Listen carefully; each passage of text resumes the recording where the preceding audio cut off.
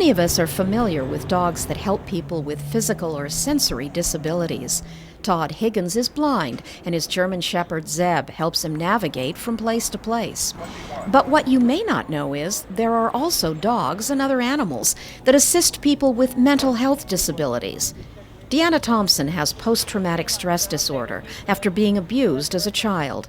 Her dog Max helps her deal with the effects of the trauma she experienced. I was totally disabled before I was paired up with Maxwell, and I was pretty miserable. I was in and out of the hospital a lot. I had a doctor say that I belonged in a state hospital curled up in a corner.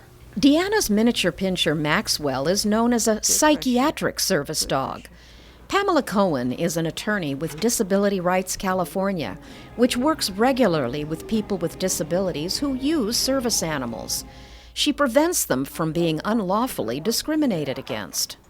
Under the Americans with Disabilities Act, or ADA, a psychiatric service animal is a dog or a miniature horse that's individually trained to perform work or tasks that are directly related to the handler's disability.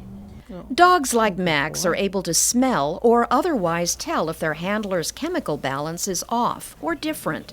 They are then trained to alert their handler to do what is needed to take care of themselves.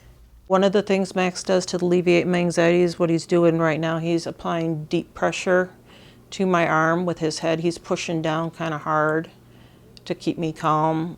Proper training to do the kinds of tasks Max performs for Deanna is key for a psychiatric service dog. That training can be done by anyone, including a professional trainer, a family member, or the dog's handler, as in the case of Allison Brooks. She's in the process of training her year-old golden retriever, Ruby. Ruby is Allison's third service dog. As a service dog in training, she is already socialized and completed obedience training. Allison, who has a form of bipolar disorder and autism, says training a dog to perform tasks that are related to her disabilities takes a lot of patience.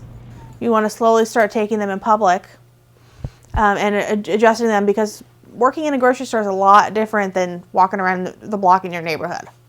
Working with the distractions, the smell, and then of course the whole time you will work on task or work training, making sure that they're helping with your disability. Yes.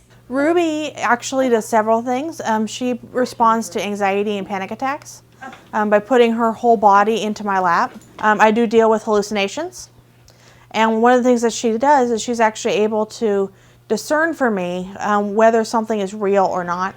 It can take up to 2 years to train a service dog.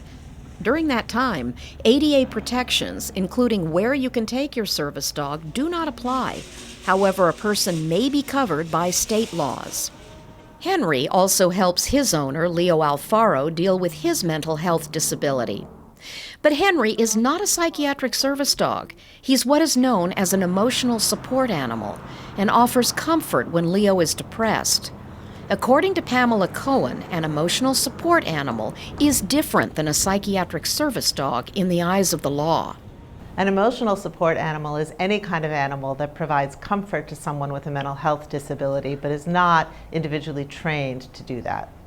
Leo's legal rights are different than people who have service animals. For example, an emotional support animal can't be taken into a public place like a service dog can. Still, Leo says Henry gives him a great deal of comfort. Well, it's like they know when you're not feeling well.